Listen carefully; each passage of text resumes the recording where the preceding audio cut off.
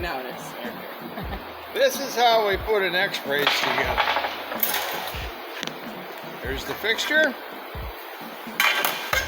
Long channel. Short channel.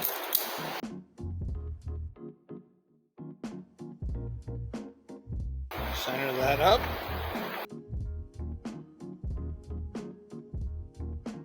Like that.